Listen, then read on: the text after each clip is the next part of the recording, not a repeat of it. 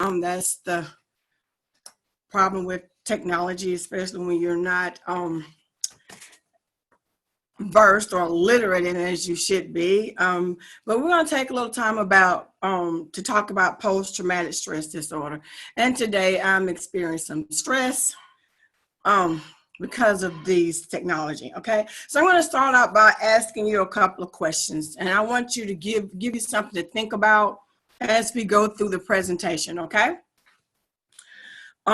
If you have any questions, feel free to chime in, raise your hand, do whatever, okay? Put some comments in the chat session, okay, in the chat box. So, all right, so I want you to think about this.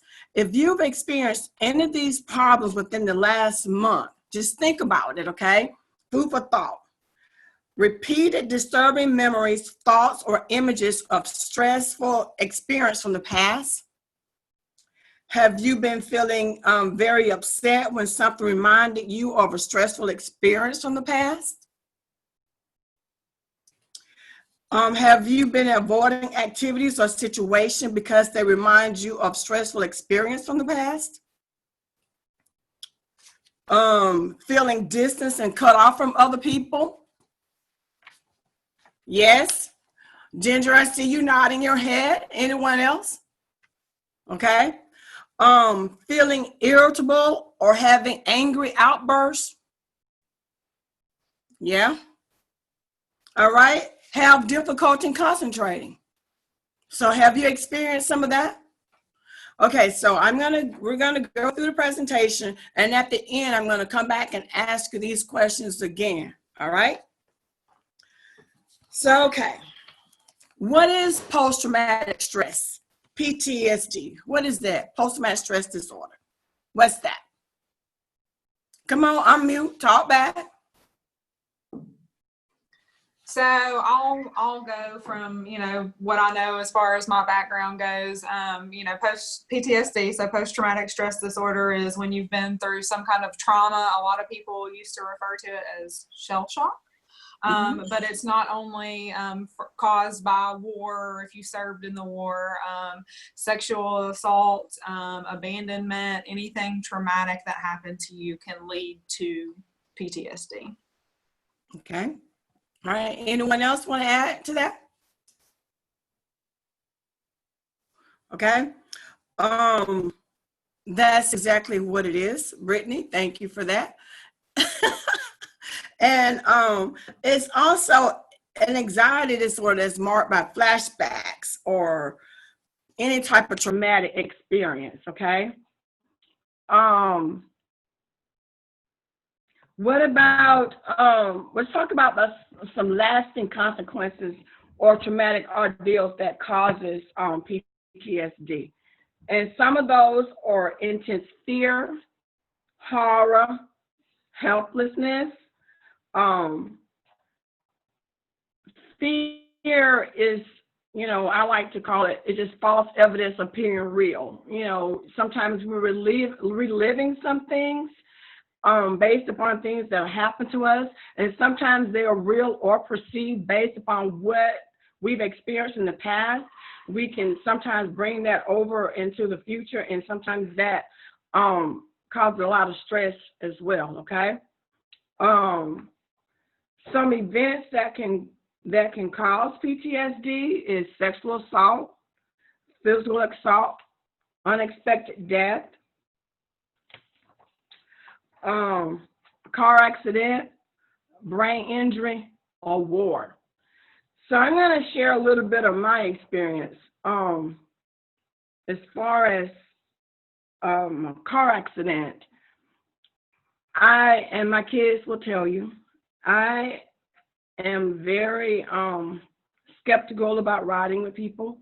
I prefer to drive because when I was like 18, I saw this lady get run over. I was going to work and she was crossing the main highway, and a car came out of nowhere and just hit her, and she bounced off the car and then bounced on the ground. And I was on my way to work, and I remember pulling into the parking lot of this grocery store just screaming, and they thought I had hit her.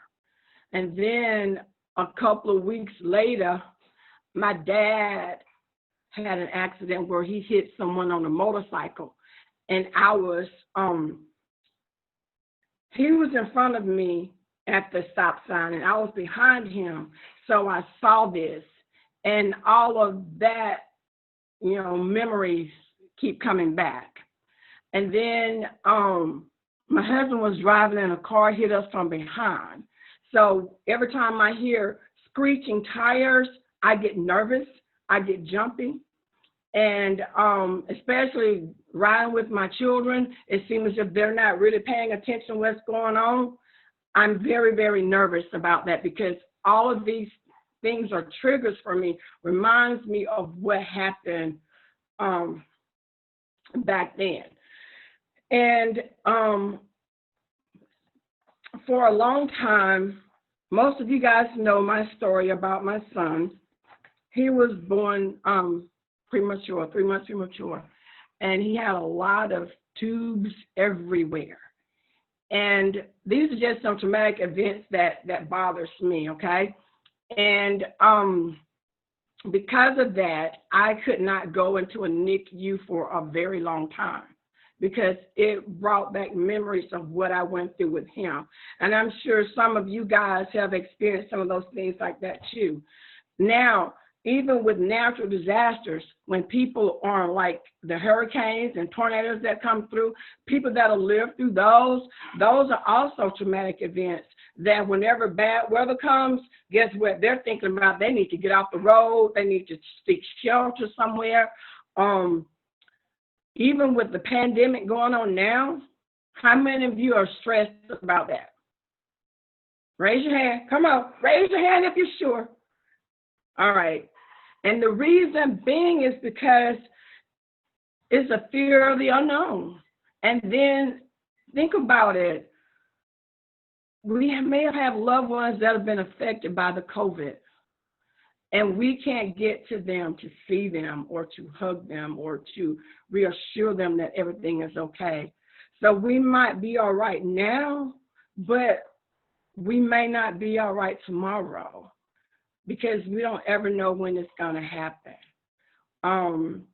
Recently, my brother-in-law passed away, and it was hard for us because we weren't able to be there with him. He was in the hospital, surrounded by strangers because his family couldn't be there. So can you imagine how his kids and his wife felt not being there? So can you say PTSD? Yeah. And I kind of want to stop you for a second, Vonda, and ask everybody else who's on. I know COVID has affected us a lot directly. I see a lot of you guys are working from home right now and kind of changed that for us. But if you don't mind sharing, has there been any other effects that you've noticed due to COVID? With you specifically, maybe with you and the care recipient, somebody that you're caring for, or some of the families that you work with? If you guys don't mind kind of sharing some of your experiences or some of the experiences that you have heard from your caregivers that you're serving. Listen, I know y'all haven't talked to a lot of people and been in contact. I need y'all to speak up. I know y'all got something to say. Okay. Danita. All right, Danita. My mother is 83 and she has onset dementia. So my sister is caring for my mom and her household. And initially with us talking about it and the seriousness of it and bringing something back to my mother, my sister stayed off of work about 2 months, and she continued to tell her supervisor, look, I'm responsible for my elderly mother and I can't come in because I'm afraid right now that I could contract it and take it back to my 83-year-old mom. So for her and myself, we were very cautious about that. And my sister was even still going to church, and I had to tell her, I said, listen, I understand that we want to continue our relationship with God at this time. However, we still have to be mindful of mom, so that was stressful on me being 2 hours away from them and her being there and the sole provider for my mom. So it brought a level of PTSD, stress, anxiety for me not being there. And I don't want to say I wanted to monitor everything that she was doing and even going to the store and people not wearing masks. So it elevated my stress level here, worrying about my mom and my sister. And she just recently went back to work. So it has went to another level with her going back to work and being amongst about 50 to 75 people. And I sent her a care package of masks and gloves and sanitizer and everything. So I'm sitting on a virtual caregiver standpoint and worrying about something 2 hours away. So it has really increased my stress level on what's going on back at home and how my sister's dealing with it, with her being there and having to care for my mom in a separate house and then her household as well. Yeah, and long distance caregiving is hard enough by itself, not to throw in, COVID and quarantine and all that that's going on. So thank you for sharing. Thanks, Anita. Anyone else?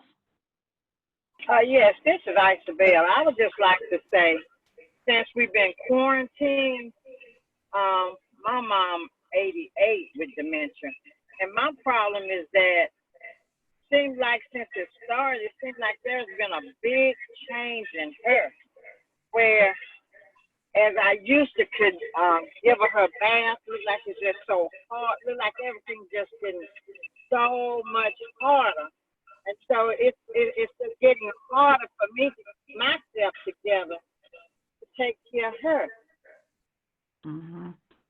Like trying to get in the bed at night, it's more of me just sitting there begging and pleading, and sometimes it's hours before I can just get her to stand to help get her in the bed. And it seems like this just causing more and more stress, Yes. I don't know. Has her routine changed a lot since COVID? Like, were you having guys come in and out to help you care for your mother? And maybe that's what's kind of upset everything, is that she's used to seeing different people coming in and being on a certain routine that's kind of been flipped upside down. Yes, because she had a hospice nurse coming in to do the bath, and then the nurse will come in and, people, chaplain, and now we don't have that. So because of COVID, I'm too afraid to let people come in. Right. As we delay things. So it just, I guess it just causes more stress on me and probably more stress on her too. Yeah. We're going to discuss some ways that we can get you some help at the end with your stress level, okay? Anyone else have anything else they'd like to share? Go ahead, Miss Ginger. My son lives at home. He's 30, and he has a compromised immune system, asthma, and all that stuff. I feel like I spend every bit of my day trying to keep him from getting sick with the COVID. Everything I do, wearing the mask, trying to avoid all the people that are not doing what they need to do. I find myself just constantly irritated and just anxious. And like when I bring my stuff home from the grocery store, I wipe down everything, even though they're saying now you don't really need to do this or that. But there's so much we don't know about this virus. And so I try not to listen to a lot of the news. I try not to listen to the, because it's just unnecessary drama, but you want to hear what they have to say. And now the cases are going back up again. It's just, I just have to try to put myself on a relaxant, not chemicals, but I just have to try to do the best I can and stay calm. But it just, that is a lot of anxiety. I'm afraid I'm going to make him sick and he's just going to die. That's the bottom line. It's irrational maybe for me to do that, but that's just where I'm at. Okay. As we've heard different people share, we know that anyone can get PTSD, right? Mm-hmm. Some of the symptoms, and we basically gone through those, is we have, sometimes we're reliving the things. We have thoughts and memories of what's going on. So once this pandemic is over, we're still gonna have some after effects of this. Even next year, sometimes we're gonna, have thoughts about this stuff. Flashbacks, hallucinations, and nightmares. It's not just for people that are in the war. It's just for any of us that have been through any traumatic events. Even with people who have been sexually assaulted or physical assaulted. I was talking with a mom the other day, and she had been sexually abused, and her son, who has started acting out, he's at that age now where he wants to, experience things, and so now she's reliving what she had gone through as a teenager. And so can you imagine how traumatic that is for her, with him starting to act out? So now we're trying to work with her to get her some services. Another thing that we do, we try to, we avoid people, we avoid places, thoughts and situations, things that is going to trigger what we've experienced.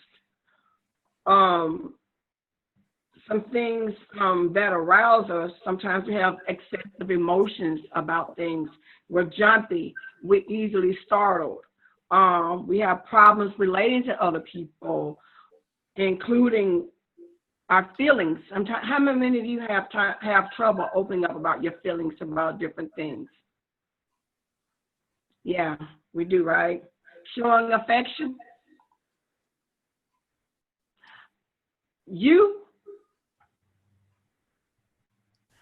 Tony, you have problems with showing affection. The Italian in you. Yeah, it depends on what type of day I'm having, yes. Okay. It all depends on if I am completely stressed out, I'm not feeling any love at that moment. Right. Okay. And it's not that I don't love you, I just don't want to put on a front. So Exactly. I just choose to kick back, and when I'm ready to feel and give you what I'm supposed to give you, I'll be back. And that's based upon something that happened to you, right? Oh yeah, like, I hate to say it, this, God forgive me, but my son reminds me so much of my ex-husband. His mannerisms, his talk, his come back at you sometimes, and I just want to send him to another place. Mm-hmm. And he reminds me so much of why I divorced my ex-husband. And I have to remind myself that's not him. But there are times where it's a thin line. All right, that must be hard. And I hate to say that about my own child because he is half me, but there are certain things that he does that I just look at him, and sometimes I've even called him his dad's names, not on purpose, but by reaction, I guess. Right. So- Right. And sometimes we have difficulty with falling asleep. Oh Staying yeah. asleep. I know I do. And sometimes you're irritable. We don't get enough sleep. We're just irritable, right? Which Very sleep is probably hard to find anyways if you're a caregiver. This is true. This is true. But we got to try to find time for ourselves, right? Physical symptoms, when we have these symptoms, our blood pressure goes up, our heart rate increases, especially if I'm in traffic. Going through Birmingham, through that malfunction junction, oh my God, I just start freaking out. And don't ask me to drive in Atlanta. I will, but it bothers me. That traffic bothers me in Atlanta. My heart rate just bump, just goes so fast. Rapid breathing. How many of you have that sometimes? Muscle tension, nausea, diarrhea, And it's not just related to pregnancy either. Okay? All right? Sometimes we have thoughts and feelings. How many of you blame yourself for things that happen to you? Why? That's easiest to do. We're our worst critic, right? Mm-hmm. We always take on everybody else's problems. It's why we're caregivers. Mm-hmm. Is that healthy? No, because I guarantee you pretty much all of us on this board right now have some kind of blood pressure pill, anxiety, some kind of pill that we're taking for something that really is just been brought on because of everything that we're handling. Situational, yeah, absolutely. Right. All right, memories. You know, we're haunted by those memories. We're haunted by, you know, all those traumatic events. So let's talk about some strategies for managing stress and PTSD. We can do deep breathing, walking, you know, exercising, and be mindful of the situation that we're in. Try to figure out what triggers it and try to stay away from those situations if possible. Sometimes they're not possible, but we still have to be mindful of those. Prayer and meditation is very good too. And also keeping a journal. How many of you keep your journal? Keep journals? None? Not me. And so I'll tell you, and what I've kind of learned too is journaling for caregivers and just anybody. It is difficult for them to carve out the time to sit and journal. And a lot of times what I hear is that they don't exactly know what to write about, or they're too tired to like really focus on what's been bothering them. Mm-hmm. So my suggestion for that, if you're not a journaling type, it's an activity, or, you know, if you will, it's called thought trash. So if you're not a big writer, you don't want to write a book, right, about what's going on. If you have any kind of negative thoughts and, you know, you realize that it's anxiety or it's from some of that trauma, take that thought, whatever it is, write it on a small piece of paper and have a trash can and physically throw that piece of paper away. It helps when we visually see that it's gone from our mind, and then it also clears more space for us to recycle some of the better thoughts. So if you haven't tried that, it's a lot better than journaling to me. Yeah. And then something else, this is what I've started doing. I sometimes while writing and I'm having some of those moments, I will just make a note by talking into my on my phone. I'm just talking about my feelings for the day. I'm trying to get it out. So by the end of the day, I can go back and listen to, you know, different things that, you know, that triggered me, so I can help me. It can help me. And also at the end of the day, when everybody is quiet, if you want to, instead of writing, just write, just talk it out. And that's something that can help you as well. Okay. Any more questions? We good? All right. So one thing I want you to do is regularly scan yourself for these symptoms. We've already talked about some of those symptoms. Always scan yourself to see what's going on. Make sure you're okay. Once you recognize the symptoms, get help early. And when did you know you need to seek professional assistance or counseling? When you've tried all these things and they're not working. Okay? And the main thing is to be self-aware. And always have a backup. Have a strong support system. I know I have a very strong support system with things that I'm dealing with now. I thank God for my support system, because they were not here. I don't know, you know, what I would do. My family and my friends, my prayer circle, with your caregivers, you know, we have to find a caregiver support group, even if it's just one person. Ginger, I know you're very close with, you know, the Opelika Pact. You guys are very close. So I see that you guys are a very good support system for each other. So if we can tap into some online caregiver support groups, that is also good too, okay? Again, fortify your mind and your body with praying. Even if you have to punch a pillow, whatever you need to do, get it out, exercise, meditating. Those are different things that we can do. Set boundaries and try to stick with them, okay? Do not, people always asking you to do stuff that you can't do. Be okay to say that, tell them that I can't do this at that time, okay? Set boundaries. Don't let anyone bully you. Being a caregiver, sometimes taking care of the ones that we love, sometimes they will become bullies because we're not doing what they expect, what they want us to do, what they are expecting of us, because we can't do it based on different circumstances or because of COVID. Is one thing, we can't do it. And with this mom I was dealing with, her son wanted to be out and doing things, but because of COVID, he can't. So now he's bullying her.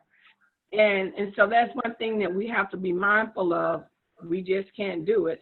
And don't let anybody threaten you, okay? Any questions so far? We good? If nobody has any questions, of course I have something to say. So, Go ahead. So back to recognizing those symptoms and kind of being aware. Not everybody who experiences something traumatic necessarily gets PTSD. Sometimes it just stops at that acute stress disorder. And that's when you utilize these tools that Vonda is talking about, journaling or meditating or distraction techniques, breathing techniques. That's when those things will come into handy. Tony, I believe, is that okay? Joseph something is showing up at the bottom, so that's all I know. So Tony, you mentioned earlier that probably everybody is on some kind of medication, right? Whether it's anxiety, blood pressure, which is probably induced by situation or stress.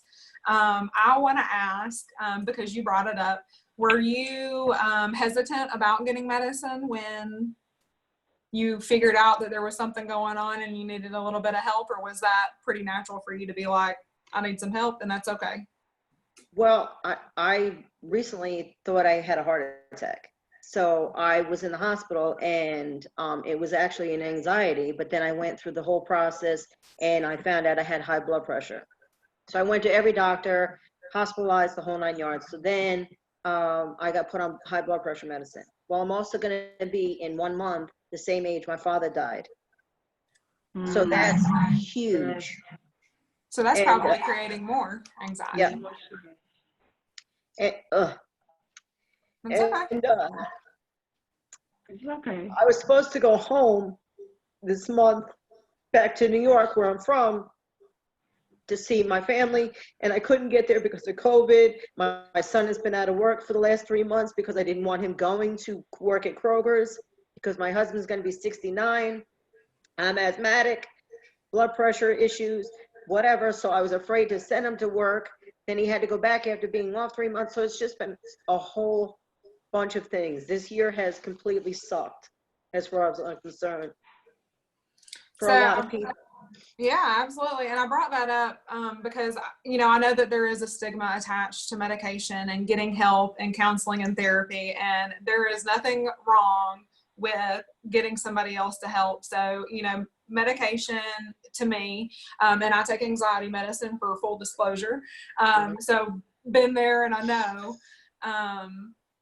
It was hard for me to do it at first, but it was because I couldn't like rationalize with myself that, okay, you know, if you don't like this medication, guess what?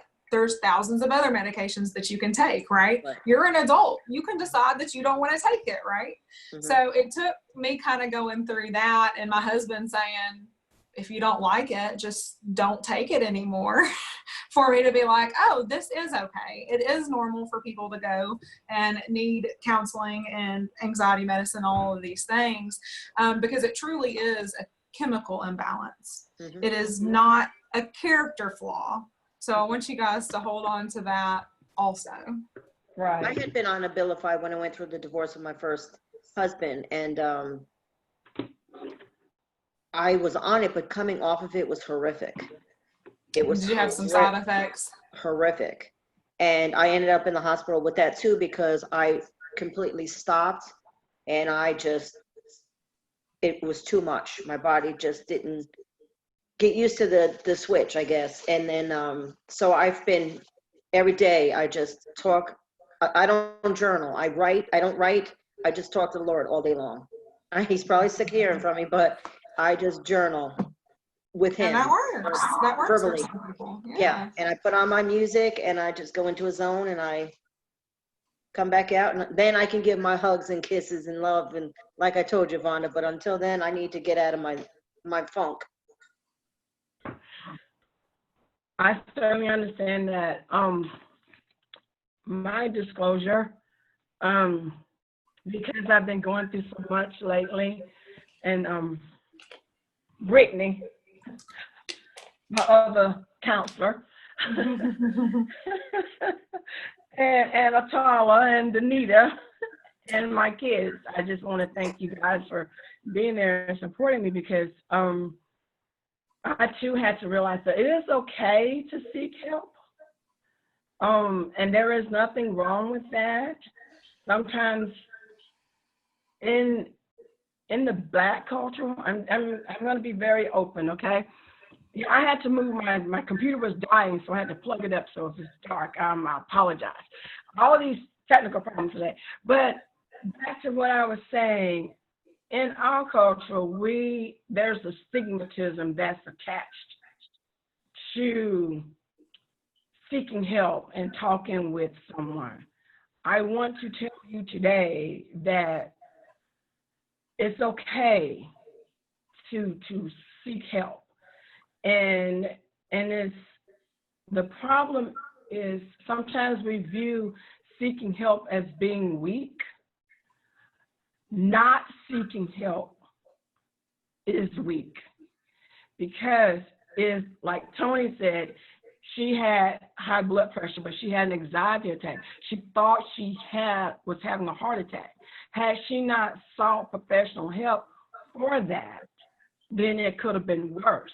So if you're going to take care of your physical body, you also need to take care of your mental health. Your mental health is very important, because that also impedes your physical health, believe it or not. So it's very, very important to talk with someone. Having that support group,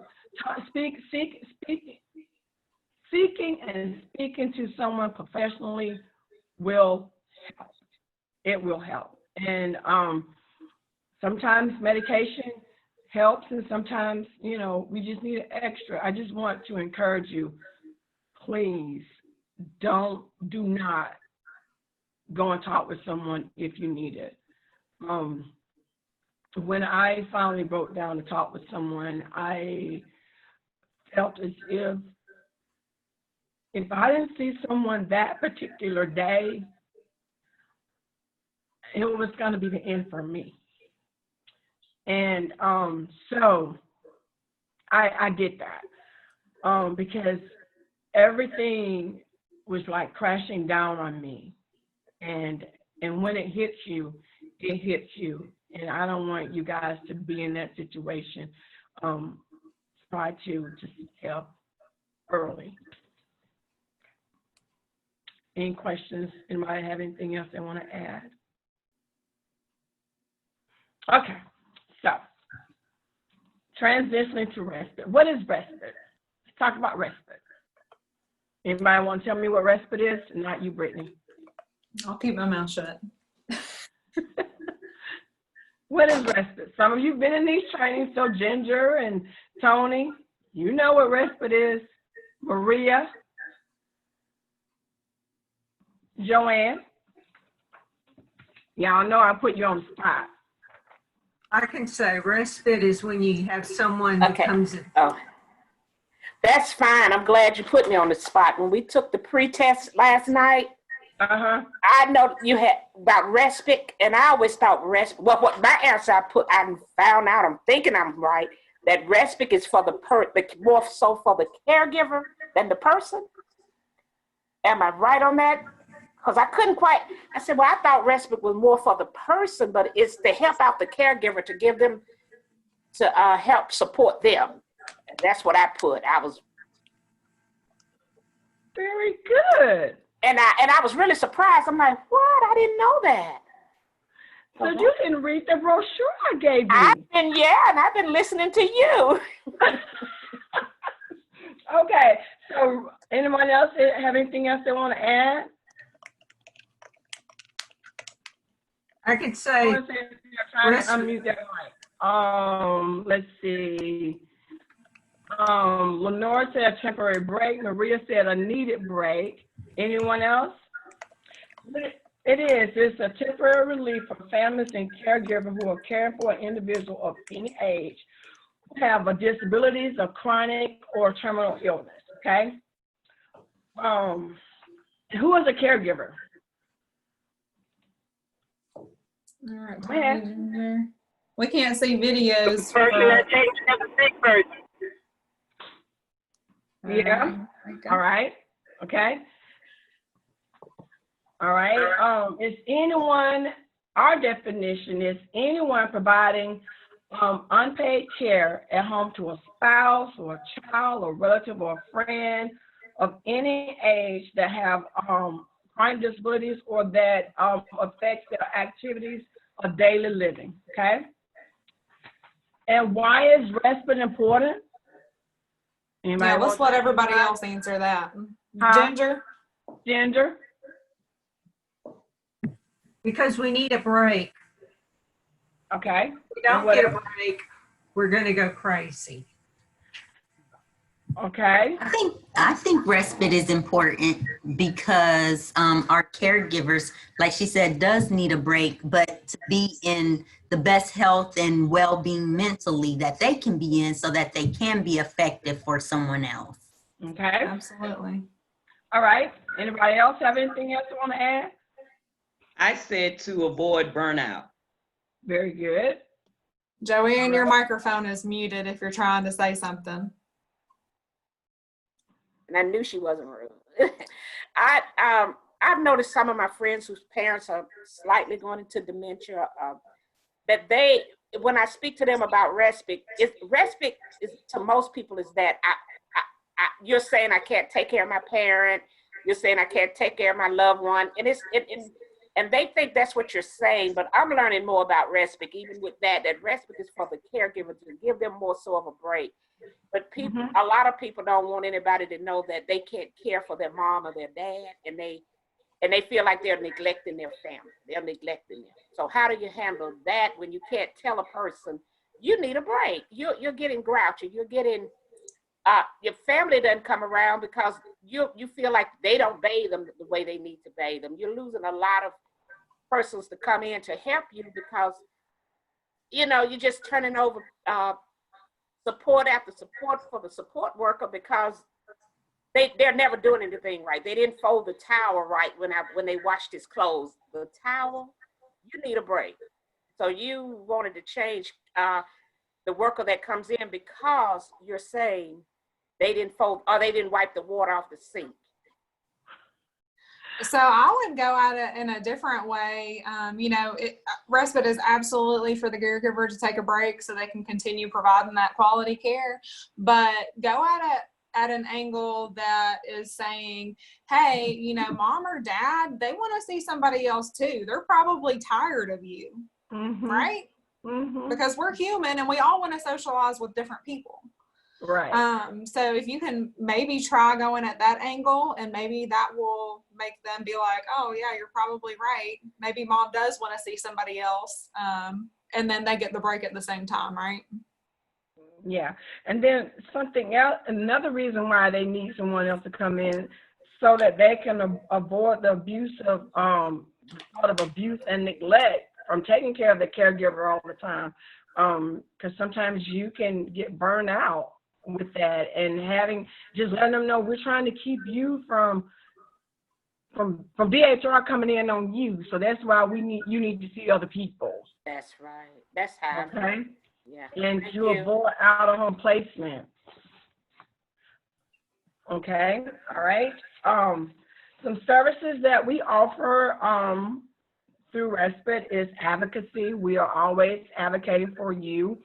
We're at the talking with our legislators on the state as well as on the national level about Respite. We're always advocating for you, but what we need you to do to help us out whenever you see your local as well as state representatives, let them know that about Alabama Respite so that they can continue to fund us so that we can continue to have resources to help you, right?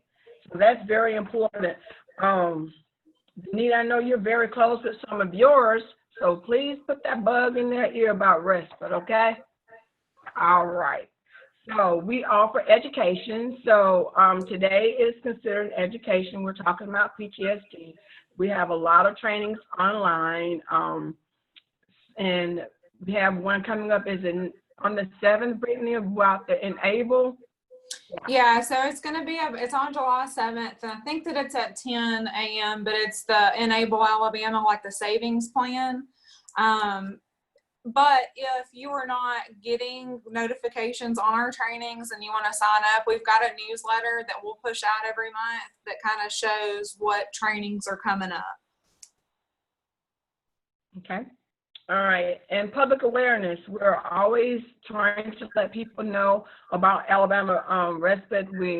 When we were able to, we were at different workshops, putting and letting people know who we are and what we do. So whenever we are back out there, we're going to do it. But hey, like our Facebook page, follow us on Twitter, Instagram. We're in all the social platforms, okay?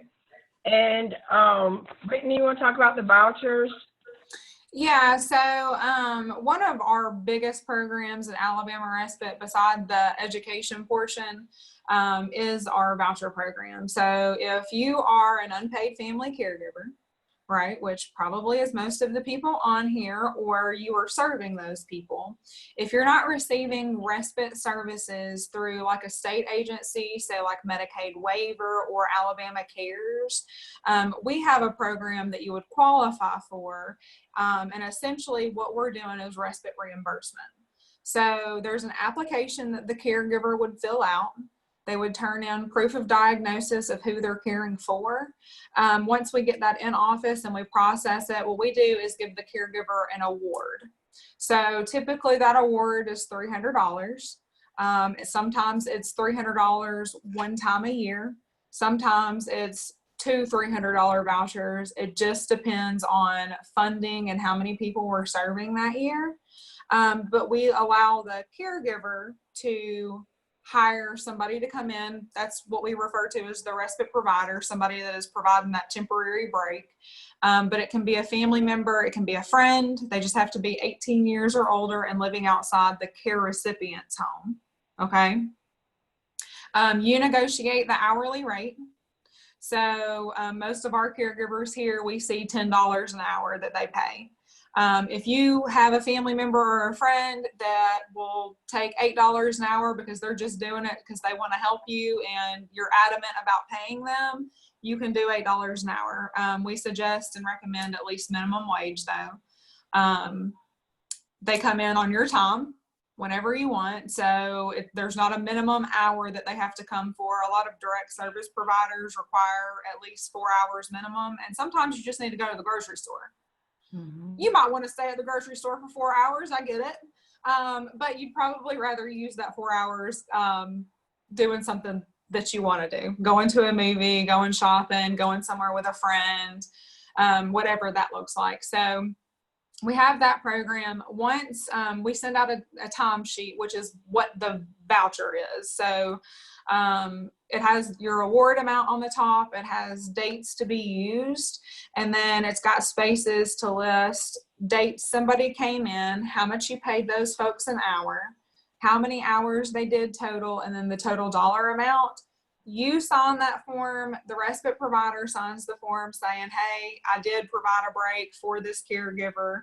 You send that form into us, and then we send you a check to reimburse you for taking that break.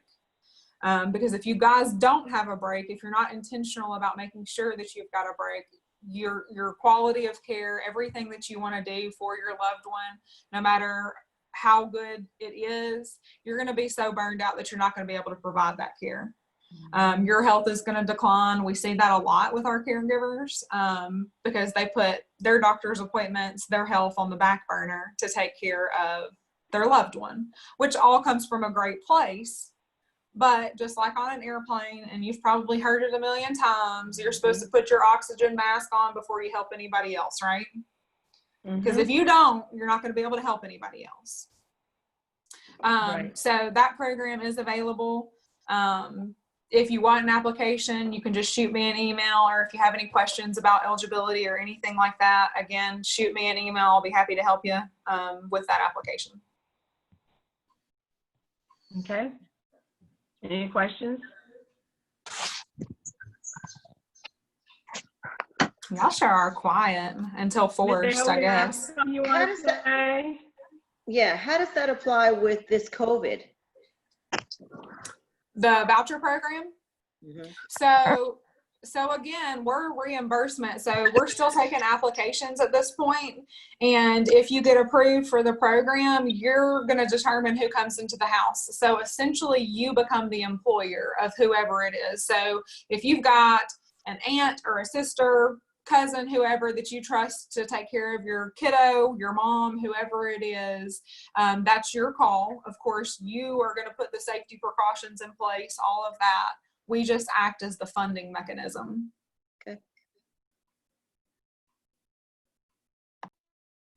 All right, Ginger, I see your, yep, there you go. What if you've been a part of the program in the past? Do I still need to get proof of diagnosis to apply for it? Do I have to renew? Okay. So as far as renewing, so we're on a fiscal year. So our fiscal year starts in September. It ends the end of August. So we're about to end a fiscal year. If you have received or been on the program since September 1, you don't need to reapply. You don't need to send in proof of diagnosis. What we do as far as re-enrolling folks, so this year, typically, we've only been able to give one voucher. So if funding becomes available, if other caregivers don't spend it, at that due date, we'll kind of reassess to see if we can reallocate those funds to the people who did spend it, who do need it, and we'll automatically touch base with you if you were on the program. As far as re-enrollment goes, in August, probably the end of August, we're going to send a survey out with like 5 questions, and it's going to ask if your caregiving situation has changed, if you're still interested in receiving respite vouchers, and based on those answers, when you turn that back into us, that is going to re-enroll you in the program if you are in fact still interested and a million other people haven't applied. So that will be what re-enrolls you, because we've been updating the server and saving to the server our diagnoses, so our caregivers don't have to do that every year anymore. We're trying to minimize that load on you because we know there's an abundance of paperwork waiting elsewhere for you to fill out. So we tried to eliminate doing that every year. Okay. So, Raina, do you have something to say? I guess not. Okay. So I'm going to ask you these questions before we end, okay? I want you to tell me if these are myths or facts. Okay. Everyone who experiences a life-threatening event will develop PTSD. Is that a myth or is that a fact? Myth. Myth.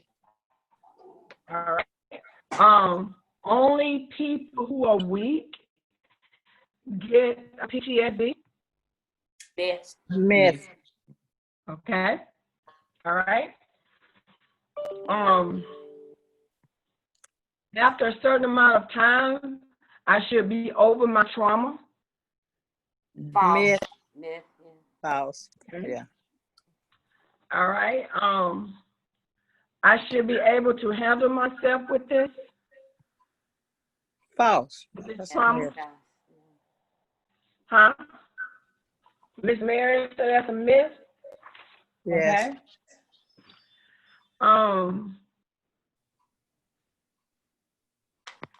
I feel so anxious. I just need to process this trauma and I'll be fine. False too. That's a myth. Okay, why? Because you can't do things by yourself. That's right. You need help. You need Right. help. Counseling. We That's all what need it's there help, for. right? Mm-hmm. Okay. And I gave you guys all these myths because some people believe that this stuff is true. So now you'll be able to let them know, no, that's not true when you talk with different families, okay? Do you guys have any questions about anything? Or if you just have anything to say, we're on here. This might be the only socialization that you get. Share. I want to say, For me a minute. Vonda, you did a great job today, and I loved your talk on the post-traumatic stress disorder. Thank you so very much. Thank you, Ginger. I really enjoyed it also. It was very informative.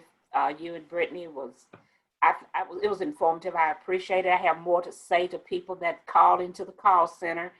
And now I know a little bit more, So I appreciate it. Thank you. I want to thank everyone who came on. Some of you I know, some of you I don't know, but I love meeting new friends. And this is different for me because everybody know I'm a touchy-feely person. And at least I got a chance to see some of you who I haven't seen in months. So again, thank you guys for coming on.